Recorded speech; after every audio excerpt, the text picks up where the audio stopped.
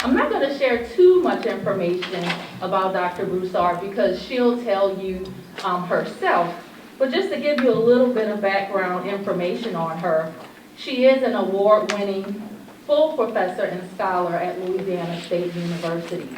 She is originally from Vacherie, Louisiana, and she has had a long career not only in academia, but also in public relations and journalism, with many firsts, being the first African American to receive an undergraduate degree in journalism from LSU. She was also a press secretary for New Orleans Mayor Sidney Bartholomew. She has also worked on the Clinton Gore campaign, and there are a ton of other accolades that I can roll off the tongue in regards to Dr. Jinx Broussard. She has also been recognized back in 2018 as the Teacher of the Year. So for those of you who are from BCA, I think that you will find that very interesting. So without further ado, I would like to welcome to the podium Dr. Jinx Broussard.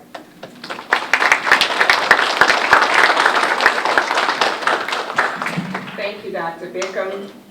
Dr. Bickham didn't tell you that I've been knowing her since she was a freshman at Dillard University in New Orleans, Louisiana, and I recognized her potential, and she has certainly lived up and exceeded my expectations. Now, I will say to you this afternoon, young people, and I think I probably have to stay at this mic, but for recording purposes. So first I will say, good afternoon.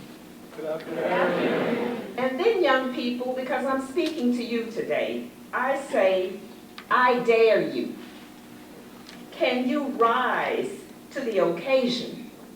I dare you to dream outside of what you see in Thibodaux, Louisiana, or Galliano, or Choctaw, or Vacherie, Louisiana. I dare you to reach a path in life you thought you might be too scared to know that you could travel. You might not dream. So today, I dare you to dream beyond your immediate environment.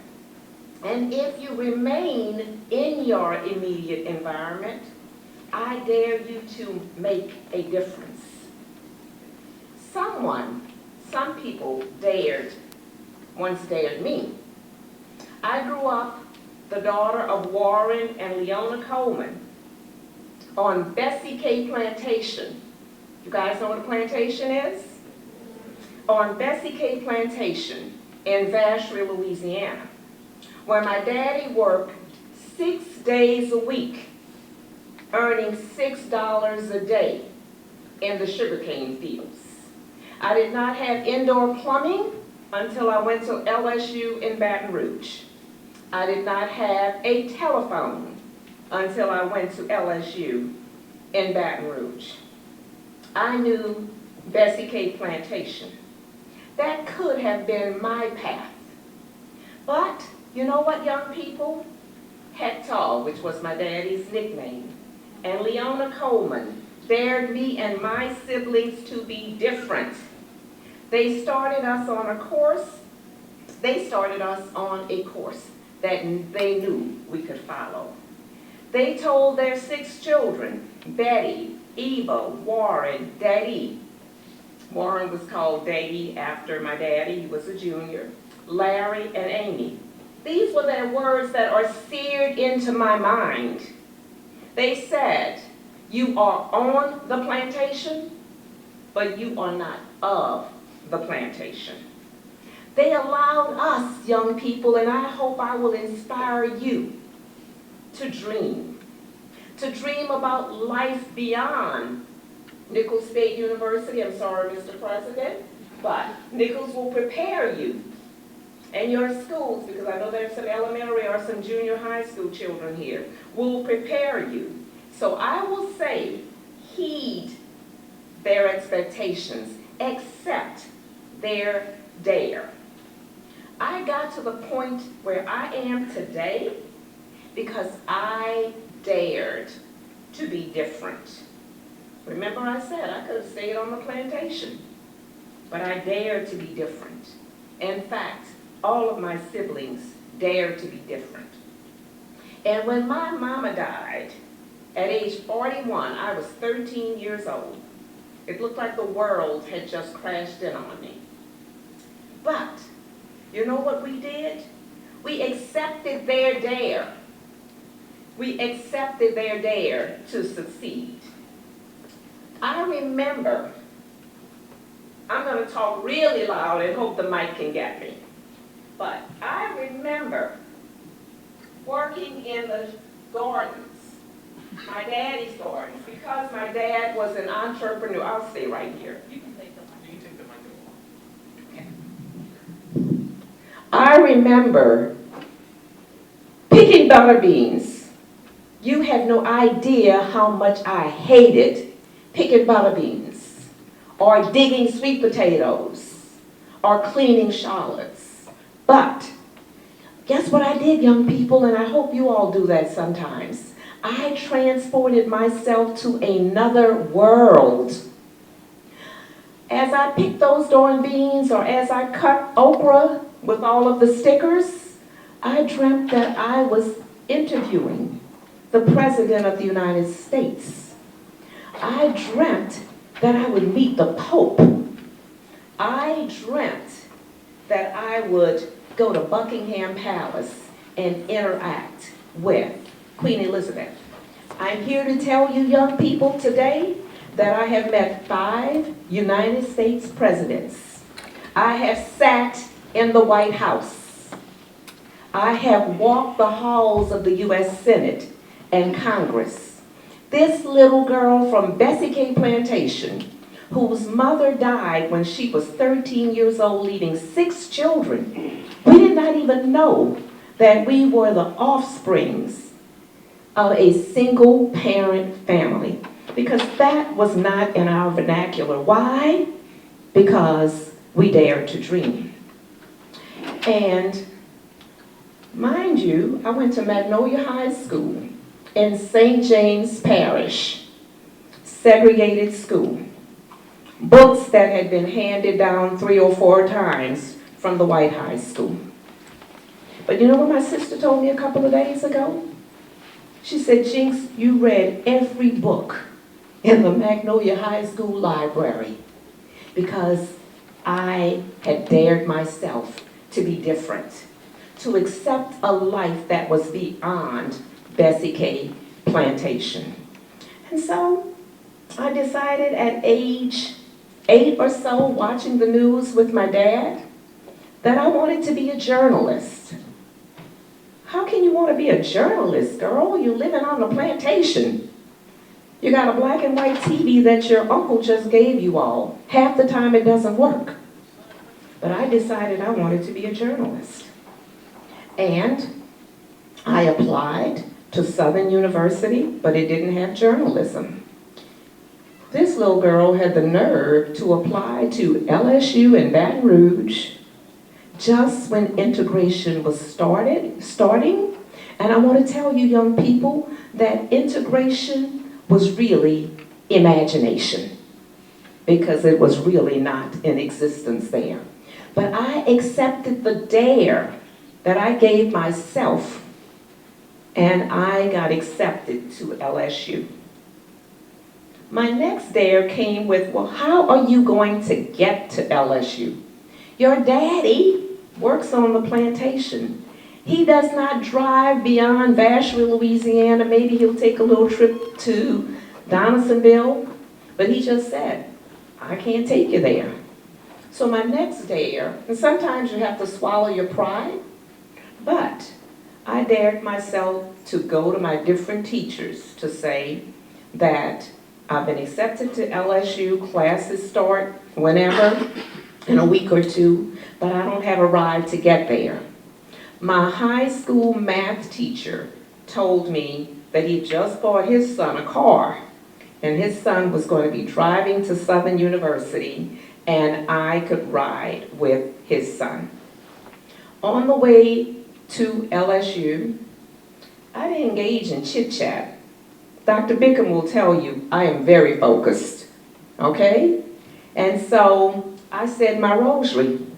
That's what I did. I'd been in the Children of Mary at St. James Catholic Church. The nuns had also taught us catechism. I prayed that I would not be the only black person in my dormitory or the only black person in my classroom. And the Lord answered my prayers because I wasn't the only black in my dorm. As I got off the elevator in Evangeline Hall, and some of you who might go to LSU in the future, I'm sorry, Mr. President. When I got off the elevator, 4 black girls from Shreveport were getting on the elevator. Should I put this back because it's making a little feedback? Is it okay? All right. 4 black girls were getting on the elevator, and one of them said, "Hey, my name is Cora. What's your name?" And I said, "My name is Jinx." And you know, I told you all I'd been like working in the butterbean patches and stuff, and so my hair was kind of strawberry red, blondish or whatever from the sun. And so one of the girls said, she might be kind of fast. She dyes her hair. At any rate, I said, "No, I don't have anybody to be with." And they said, "You can be with us." That was God ordering my steps, and I do give God the glory. So these young women from 1967 are still my best friends today. We had a little routine because they knew that I wanted to be a journalist. Every day we ate dinner at 5 p.m. Then we came back to the dorm and watched the NBC News with Chet Huntley and David Brinkley. You guys don't have, your parents don't even know who those people were. And then at 6 o'clock, clockwork, we headed to the library. We studied until 8, took a break until 8:15, and then we studied some more until 10 o'clock. And I want to tell you, young people, but before I tell you that, I won't tell you about graduation yet. I'll tell you it wasn't easy, because when I sat on a row at LSU as the only black person, everybody on that row got up and went and sat somewhere else. But I accepted the dare, because the dare is you are going to stay here and you are going to graduate. I remember being so excited when I saw 3 white girls who had been in the Children of Mary Society. One girl had been the president of the Black Children of Mary, because remember I said integration was imagination. The other girl had been president of the White Children of Mary. But we did interact at church. So I went sauntering up to her, and she did this. So I went over to the next one, and she did this. And so I was crushed. But it didn't matter, because I learned early on the challenges that were going to be ahead of me. Fast forward 4 years later, I graduated as the first black to major in journalism from LSU. This little girl from Bessie K Plantation, with no indoor plumbing, without a mother, the product of a single family home. And so I say that to you, not to brag, honey, because I take no prisoners, not to brag. What I'm saying is important, and I think it can help you and everybody else in here. So sorry if I embarrassed you. Okay, enough, Jinx, you've made your point here. So I accepted the dare, and I graduated, as I said, 4 years later. Now, I will tell you that more than 200 people, more than 200 blacks, started LSU when I did, in 1967. 10 of us graduated 10. 4 years later, 8 girls and 2 males. Why? Because we'd accepted the dare. We did not let anybody turn us around. Now, do I blame these other folks for not staying, especially the males? Well, guess what would happen to them when they would go to their dorm? They would open their doors and buckets of feces and urine would meet them, would greet them. How can you study when you're in those kinds of situations? So today, on this February 22nd, I dare each and every one of you to do in your lives what you and others around you might think that you're not able to do, or to do things that never occurred to you. You might say, as I just said, how can you want to be a journalist? People said to me when I told them I was going to LSU, people on Bessie K Plantation said, where's that? Don't you know that's a big white school? Don't you know you just graduated from Magnolia High School? Why aren't you going to Southern? And I said, I have dared myself. Those were not the words I articulated. That is just the theme of what I'm talking about today to get my message across to you. Now, I graduated as the first Black in journalism from LSU. You might say, okay, the world's your oyster. I got a job with the New Orleans State-Item newspaper. I was the only Black female on the news side. White women worked on the society side, but I was on the news side. I'm so excited. My first day on the job, the editor said, there's your desk. It was in the back of the room, in the corner. Now, you guys know about computers and you know about cell phones. I needed a typewriter to do my job, but that desk did not have a typewriter. Day 2, so day 1, the editor sent me into the mail room, and he said, you can stuff and lick envelopes. I'm like, okay.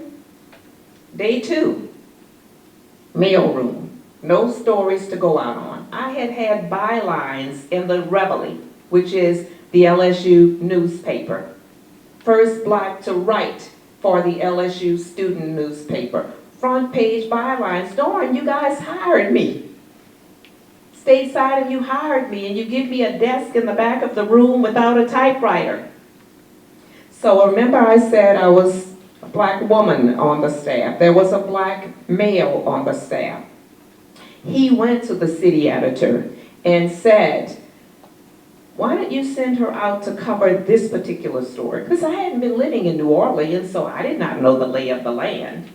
And so the editor sent me out on that to cover the story. I took a cab back. I wrote the story in longhand because that's what we did. And so I got back to the newsroom and I didn't have a typewriter. So I went to Joe Blow and I said, can I use your typewriter? Nope. I went to whomever. Nope. I asked about 5 people and my head's beginning to hurt. I'm like, how am I going to write that? How am I going to type this story? So finally, a young man whose name was Danny Green said, Jinx, anytime I'm not writing, you can use my computer. So I banged out that story. So there was one guy on the copy desk who made in-jokes all day. Never mind that this other Black guy and I were there. He was just talking about the in this and the in that, and did you see that in, and so forth and so on, in Word. So he was the copy editor, and I turned my story into him. And he read it, and he said, V-A-M-N, that girl can write. So then the city editors sent me out on another story, and here I am trying to find somebody to let me use the typewriter. I banged that one out. So the next day, I had 2 articles with bylines in the New Orleans afternoon newspaper. Because I dared to go and look in these guys' faces to say, can I use your typewriter? I could have just gotten up and walked away and said, these people don't want me around here. I'm going to hit the road. I want to tell you, for almost a whole year, I ate lunch by myself in the cafeteria. So, life isn't easy. I don't say that for you all to think that I'm anything special, because I'm not. I'm just a girl from Bessie K Plantation who accepted the dare and who dared to dream. And so I say to you, dare to dream also. From there, I went to Dillard University, which is a private black, historically black college. And I tell people there, that is where I learned about my heritage. That is where I learned about my culture. That is where I was able to impact lives like Dr. Bickham. And while working at Dillard, after about 14 years, the newly elected mayor of New Orleans, Sidney Bartholomew, called me up one night. I had rollers in my hair. I had on a big velour robe. And the mayor said, Jinx, I want to talk with you about something. And I was like, oh, okay. He wasn't the mayor then, the mayor-elect. And I knew him socially, not professionally. And I said, okay, Sidney. He said, well, I'm right down the street. Can I come over to your house? Come over to my house? You should have seen me throwing that robe off, taking those curlers out of my hair, trying to put some lipstick on. And so the mayor came to my house with his security. And he said, I want to offer you the job of being my press secretary. But I also want to tell you that you would also be director of public information for the city of New Orleans. And he said, the reason why I wanted to come to your house and talk to you and Robert is because that job is going to take you away from your family a lot of the time. My son was 18 months at the time, and you know, he turned out beautifully, and I made time for him as much as I could, but sometimes I left home at 6 in the morning and he was asleep, and I got home at 2 in the morning and he was asleep. So, again, but you do what you need to do. And as I said, I believe firmly that God was ordering my steps. So how did I wind up back at LSU? The dean of the manship school had been trying to hire me for about 12 years before I finally said yes. The reason why it was not hard for me to say yes to LSU is because when I was at the manship school, which was called the journalism school then, those professors created a safe space for me. They set the tone such that I was not discriminated against at all in the manship school. I was accepted, I would say, by virtually everyone I knew. I was respected by virtually everyone I knew. And if the students didn't like me, which I don't think that was the case, or if they didn't respect me, they never showed it. And so I wound up going back to LSU to teach full-time. I had completed one book on black women journalists, and I'm going to talk to you about them in a minute, when I went to LSU. And then LSU provided me with the resources, the manship school, the School of Journalism, provided me with the resources and the support such that I've written 2 other books. My book on black foreign correspondence was named the #1 Journalism and Mass Communication History book, written in 2013. This little old girl from Magnolia High School and from Bessie K Plantation with outdoor plumbing and no telephone. Again, I dared and I encourage you. I dared and I dreamed, and I encourage you to do the same. Now, you might say, golly, this lady's doing all the talking about herself. I'm finished talking about myself now. So what I want to do is say that I am not the only one who accepted the dare. The black press, I've written a lot about the black press. The black press accepted the dare.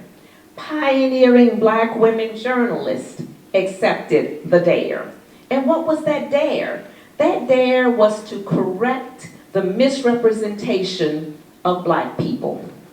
That dare was to be the eyes, the ears, the voices, the champions for black people in a society that was rife with discrimination, prejudice, and an economic and political system that guaranteed that blacks would remain at the bottom rung of society, the bottom rung of the economic ladder, the bottom rung of the political ladder.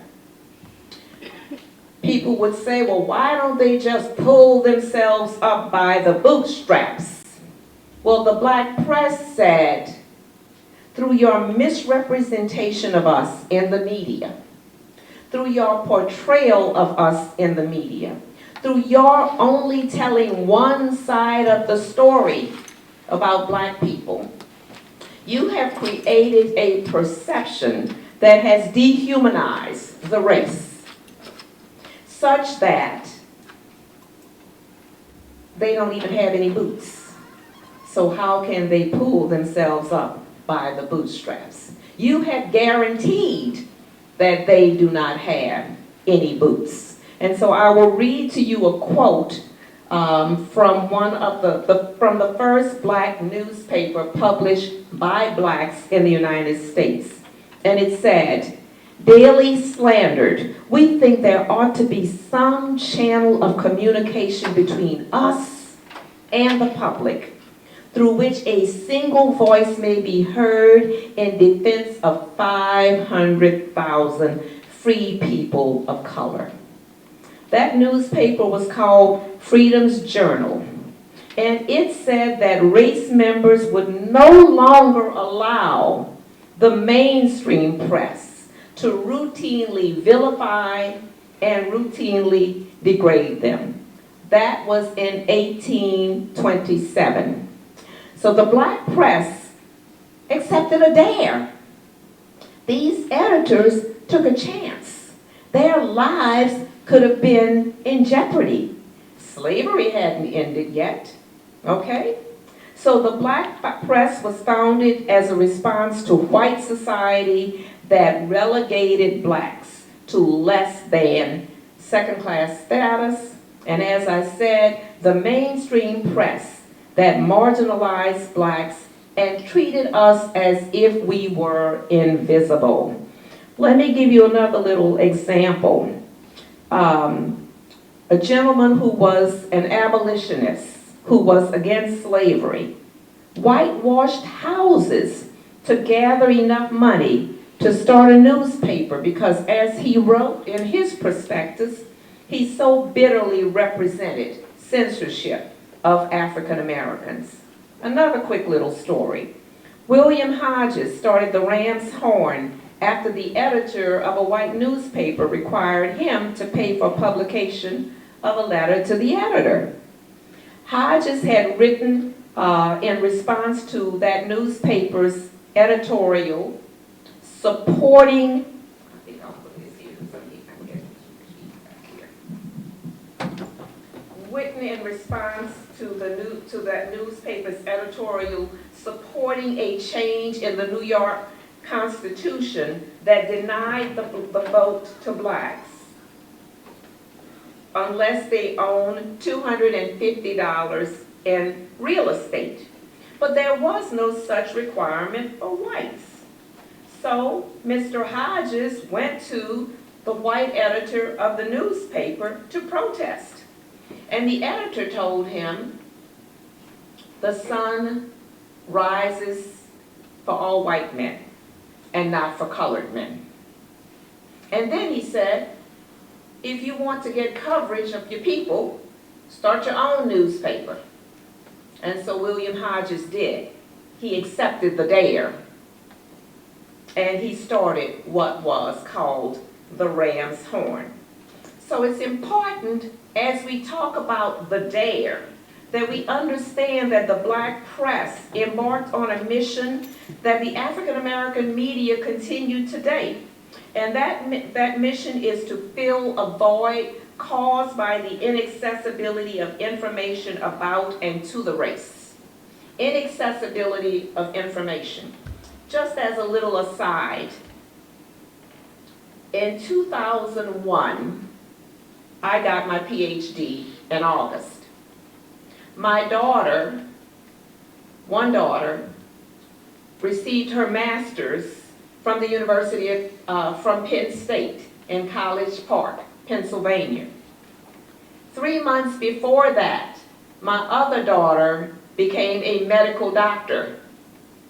So within a 3-month period, these phenomenal black women had accomplished this: a medical doctor, a PhD, and a daughter with a master's who's on her way to work on a PhD in clinical psychologist. So, one of the city council members in New Orleans contacted the media and said, let me tell you about Jinx Broussard. This woman has recreated herself, and even while working for the mayor, she was able to raise these phenomenal young women.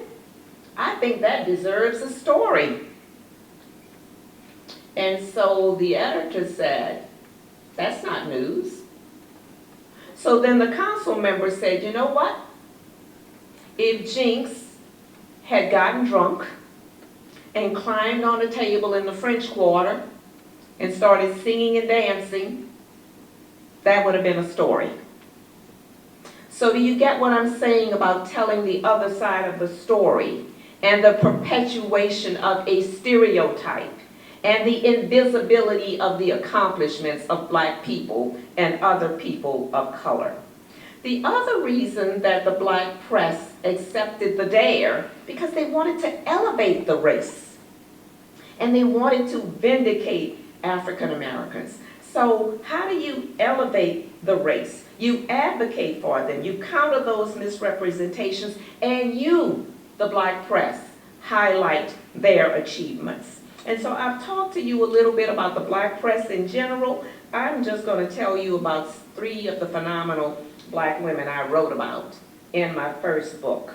The first was Ida B. Wells Barnett. And some people might know her as Ida B. Wells, but you know, thanks to the lack of historical representation, a lot of these people are still invisible. And so my first book was aimed at lifting the veils of obscurity from these black women. They use their minds to conceive of initiatives to help black people. They use their voices to call attention to the ills of society, their pens to champion causes, their knowledge to whet the appetites of other black people seeking education and truth. And then they were selfless. So they used their hearts to love and to warm generations. They accepted the dare, and they suffered the consequences.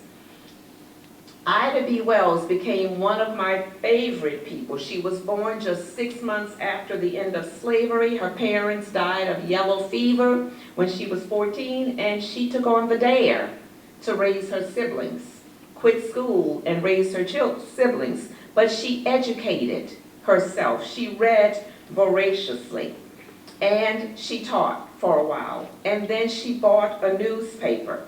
She said while she was busy running her newspaper, she felt she was doing her job in terms of educating and elevating. but something happened that changed her life and got her on the journey towards journalism. And I will tell you what happened. One of her best friends opened a store in the colored section of town. Of course, he was black. He and his two friends did. But, ladies and gentlemen and students, that store was in the same area where a white storekeeper had his store. So he ran a store in the black area of town. But he did not want blacks to open a store in their section of town.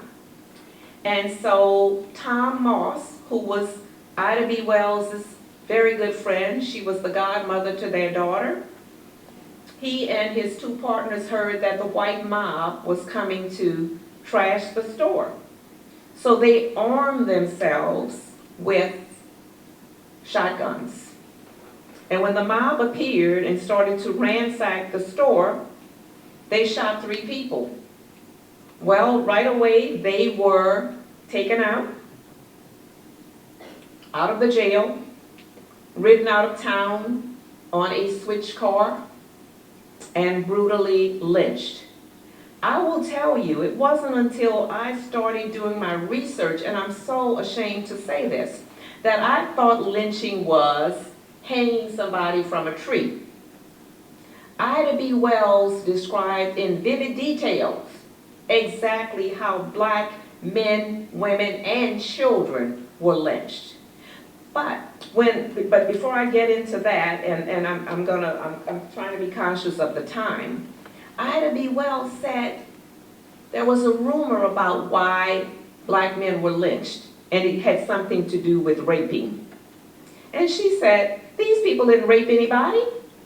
They were just trying to better themselves economically. So she devoted almost the rest of her life to debunking the myth surrounding lynching. And she was able to show by using white newspapers and statistics provided by whites, credible white publications, she was able to show that economic reprisal was the main reason for lynching. Racial intimidation was the main reason for lynching. And she wrote some very, very biting editorials, such that the mob did what? And thanks to the newspaper, because the mainstream media was complicit in maintaining segregation, in maintaining the current status quo, which I'm being redundant because status quo is current. Anyway, I digressed a little bit. So she used her pen to fashion letters, commentaries. She traveled to the site of lynchings. She even found that a man who was tied to a tree, his flesh chipped off of his body, kerosene poured on him while he's still alive, a match lit to him, and after he was burned, they then cut him down. Well, he wasn't hanging, he was tied to a tree, and mutilated him. And then, guess what, young people? The white ladies, their children, and their husbands all watched. They snapped pictures and they took souvenirs. I'm not teaching critical race theory here. I'm using this opportunity during Black History, this Black History program, to talk about the dare that Ida B. Wells and the black press took in order to try to advance the race. There were other black women who did the same. They were not as militant as Ida B. Wells, but they also tried to point out the difficulty of trying to represent black people and how the difficulty of trying to counter the misrepresentation of blacks. So one particular lady who was very genteel, Mary Church Terrell, not only wrote news stories, but she wrote poetry and so forth. And she found that no white publication was interested in anything she wrote. So she said, there are few things more difficult than inducing an editor of an average magazine to publish an article on the race problem unless it sets forth a point of view which is popularly and generally accepted. Mainstream editors treated as fine literary arts articles that highlighted the black man as a murderer, a buffoon, a gambler, and a lackard, that highlighted vices and defects and held him up to ridicule and scorn, i.e., to dehumanize him in the face or in the public sphere, so to speak. But she said articles that she submitted was not even accepted,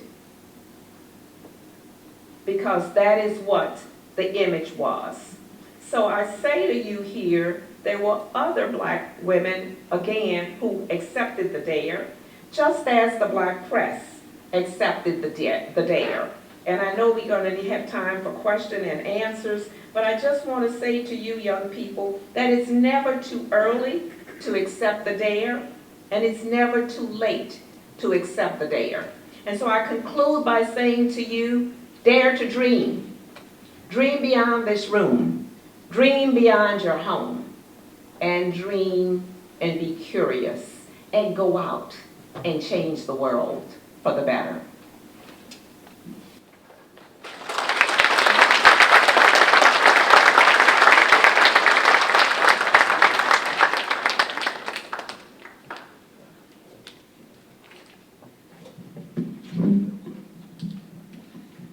Wasn't that amazing, everybody? One more time, let's put our hands together for Dr. Jinx. So at this time, we want to open up the floor to anyone who might have any questions to start conversation, continue the conversation.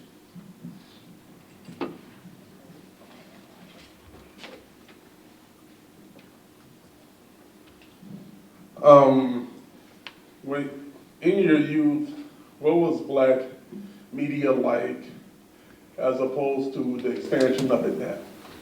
Oh, great question. And I had planned to talk a little bit about the black press and what they did during that time, because they were forums for protest. And they were champions, as I said. They also were the bulletin board, so they let you know what was taking place in the black community. And they let you know what was happening in the white world. And they also were aware that whites read their newspapers too, because they wanted to know what are those black folks doing and what are those black folks thinking. The heyday of the black press was around the time, from the 1930s through around the beginning of the 1950s.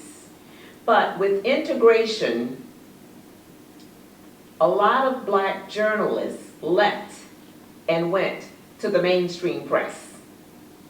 The black press was often unable to pay a decent salary because they could get no advertisement from white businesses and there were fewer black businesses.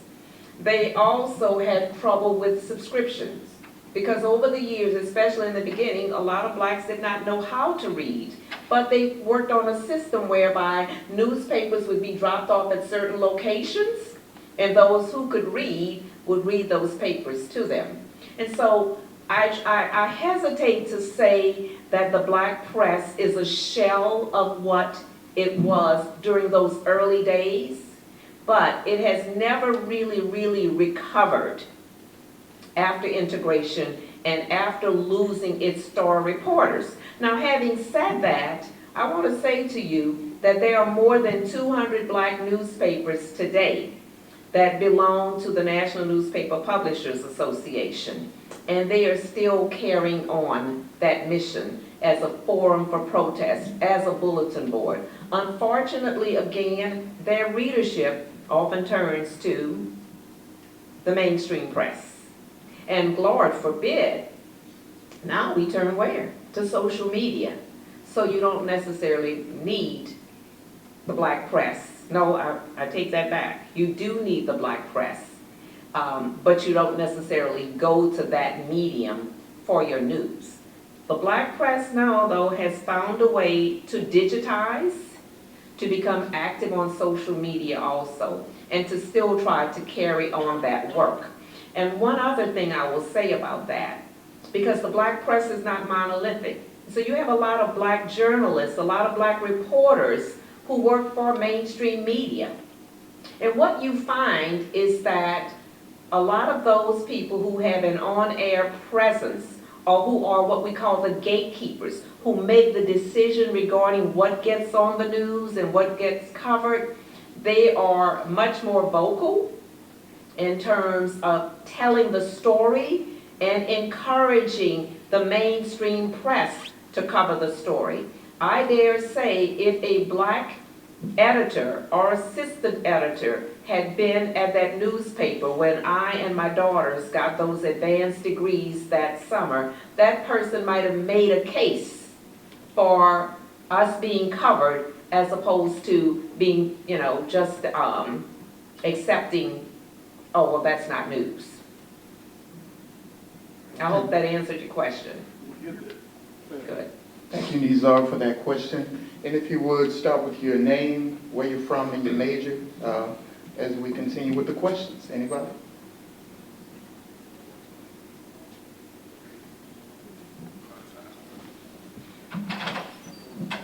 I appreciate you, Dr. Jinx Broussard. My name is Channing. I'm from LaPlace, Louisiana. I'm originally from Kenner, but I moved to LaPlace in 2007 and been living there ever since. Okay.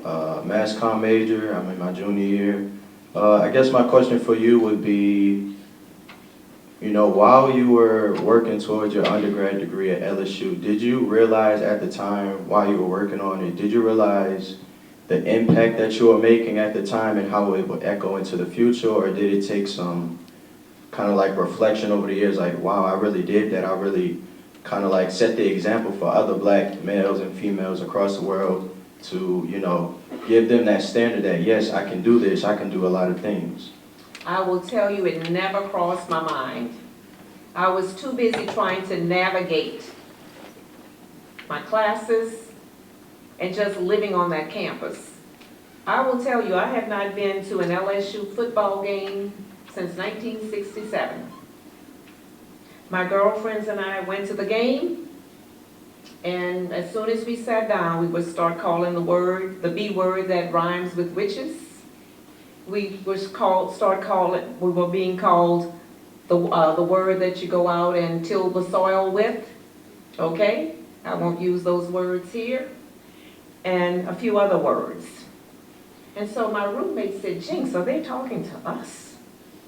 I was like, well, when they put B in front of the word that, when they put black in front of the word that rhymes with witches, I think they are talking to us. So we politely got ourselves up and left. And so you know what we did? We were single-mindedly focused on graduating in 4 years. I knew I didn't want to go back to Bessie K Plantation.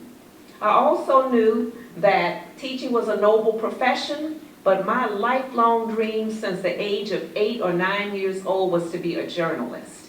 And so that's what we did. It didn't really occur to me, honestly, and sometimes it's hard for me to stand up in front of people and tell my story, because I tell people that I'm nobody special. My daughter gets mad with me because she said I'm being disingenuous. But in my heart of hearts, I see myself just as Jinx Coleman Broussard. I'm glad that I can have an impact on people. I thank the good Lord that He gave me gifts that allowed me to convey to others that they can dare to dream and that they can dream the impossible dream. But to honestly say to you, I just don't think about it. And I definitely didn't think about it when I was hiking across campus trying to get to class and hoping that nobody would try to bump into me and knock me down. Or nobody would make a snide remark when I passed. Or nobody would snicker when we walked through the Union. That's what we were doing.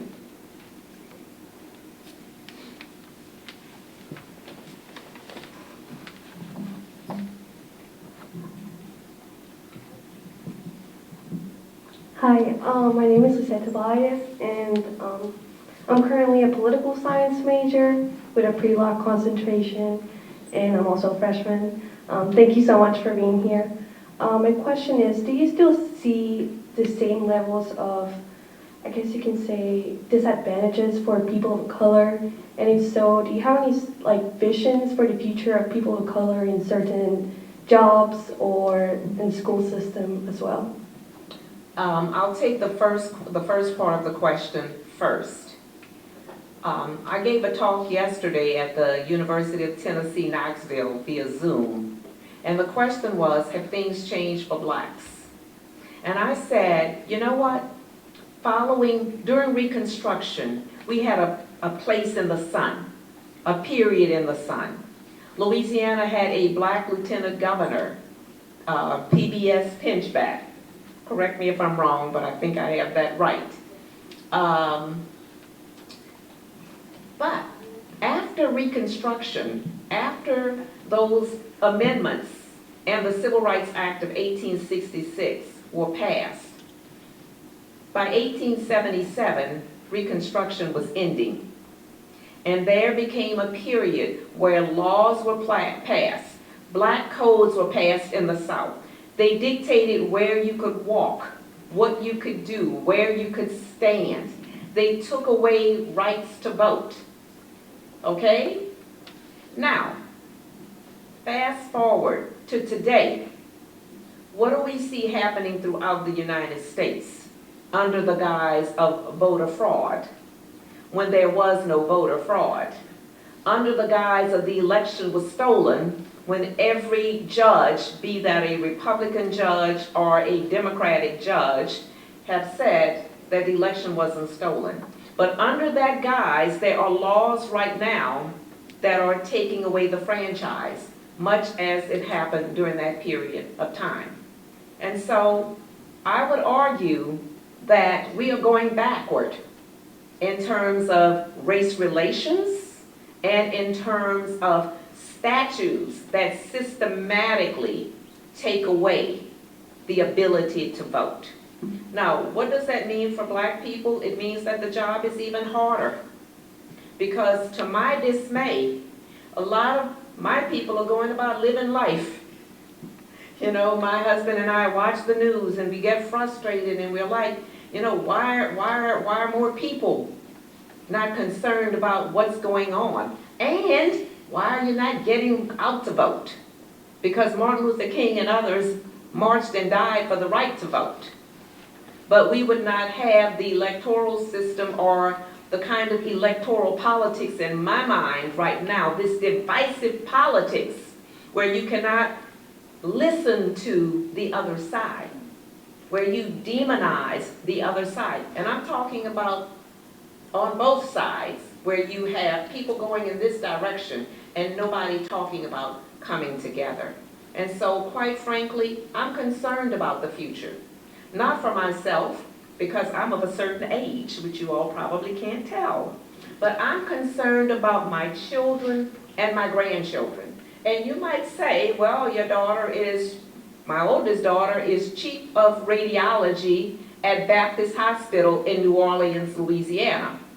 The other daughter is a clinical psychologist. My husband owned an Allstate agency. My son now owns his own independent insurance agency and brokerage firm.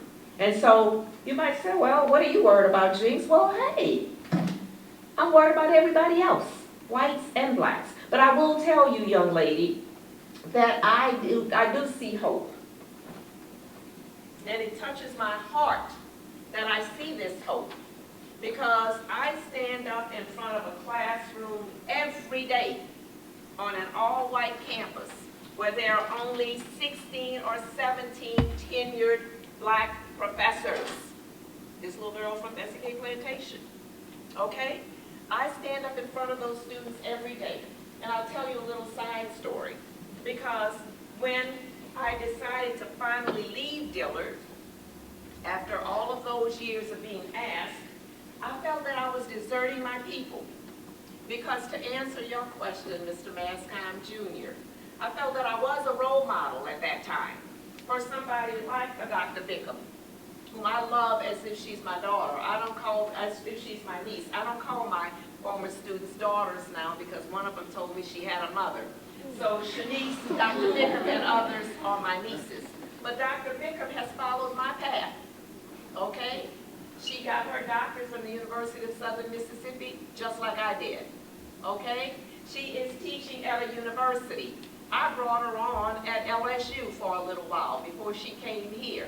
And so I do think, so I was afraid, I mean, I cried because I did not want to let down my people.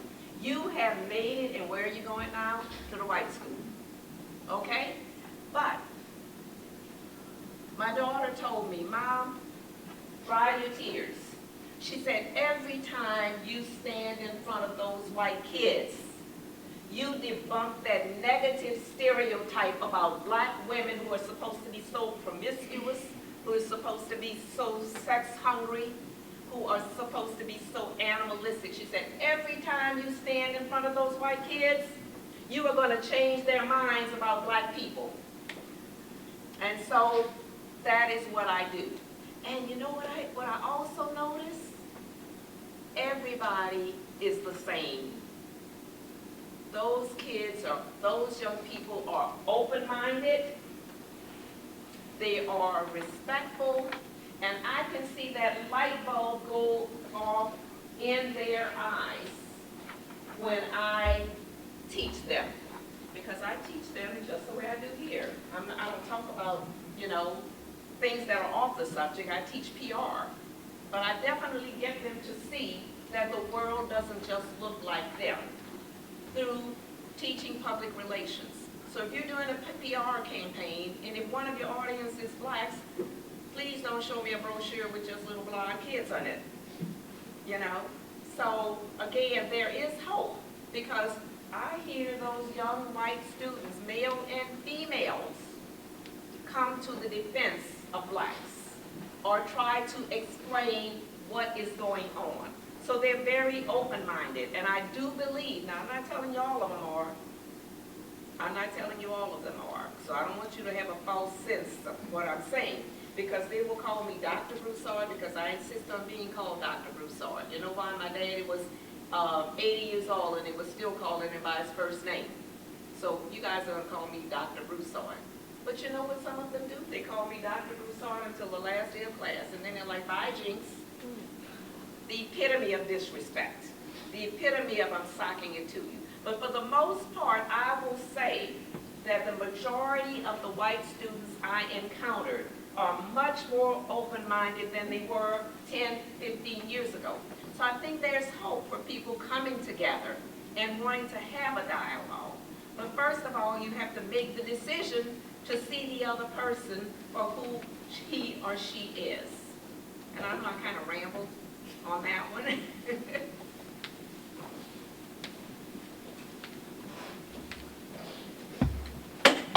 Great question. We have time for one more.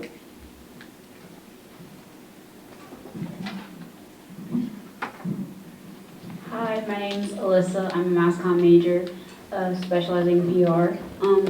I wanted to know, I know today, especially women, even black women, have setbacks and struggles. Was there ever a time in school or just anything you've done, you've had a setback, and how did you overcome that setback?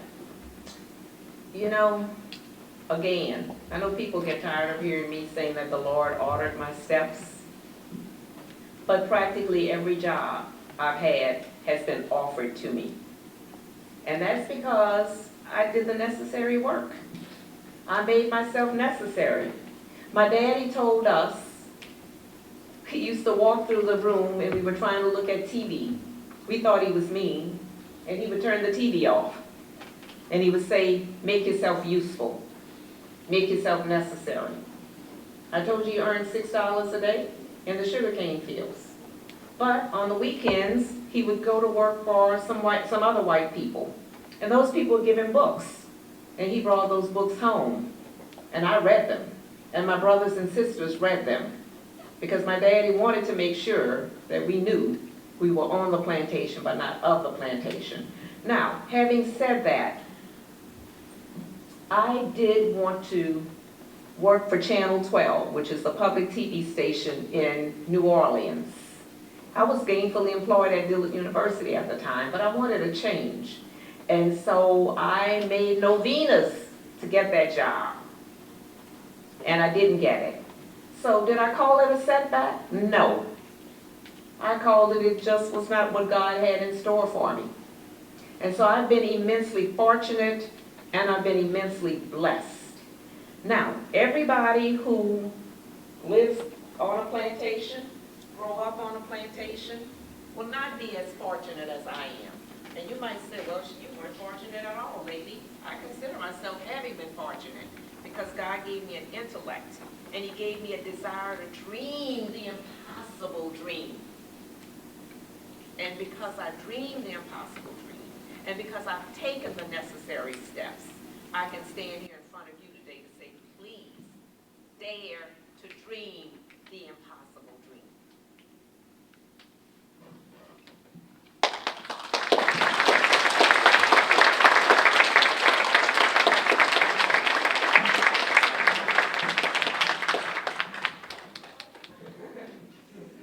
My sister told me she's a former teacher, and she tells me, never do what I did a few minutes ago.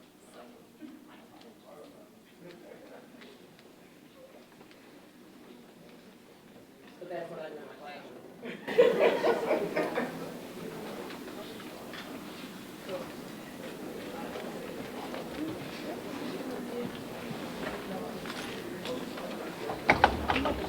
So we're going to get ready to close. I hope that you all have been inspired by what Dr. Broussard has said today, if not by all of it, by at least something that she said. And I hope that you walk away, especially our students from BCA. I do want to thank you all for joining us today. I want you to think about what your dreams are and how you are going to get to that level. And even my students and Mr. Clark and our other students who are here. One of the things that Dr. Broussard said that stood out was how hard she worked. Did you hear how hard she worked, how long she said she studied, what her routine was every single day? That's what you all have to do if you want to ensure your success. It has to go beyond just showing up and then leaving. You have to dedicate yourself, even at the 7th or 8th grade level, to ensure your success. And that's what you have to think about. And that was one of the main points of Dr. Broussard's lecture, is thinking about your dreams, daring to pursue those dreams, and then being able to sit back and say, wow, I've done this. And it might seem far away now to you to be my age or Dr. Broussard's age, but you're going to get there. And you're going to be able to think back on this day, and hopefully something resonated with you. Now, I do want to ask Dr. Clune if he had any closing words before we end. Thank you. No, I know many of you are probably anxious to go, but I've been influenced by people in my life who stood in front of me, and I commented to Dr. Broussard that I think she changed lives, changed the trajectory of lives by standing before you today, and I do think it's a powerful message. I am so grateful that she's here. I too wanted to be a journalist. I lost my way, became a historian, but I wanted to be a journalist. Thank you, Dr. Bickham, Farron, Mr. Clark, for having this. Has been a wonderful welcome, BCA. I'll see you in what, 5 years? You're going to be here? 5 years? All right. Thank you. Thank you, Dr. Clune. So, Dr. Broussard, we do have a certificate for you on behalf of Nicholls State University, the Black History Month Committee, and the Department of Mass Communication, just to show our appreciation. So, thank you for joining us, and thank you all for attending.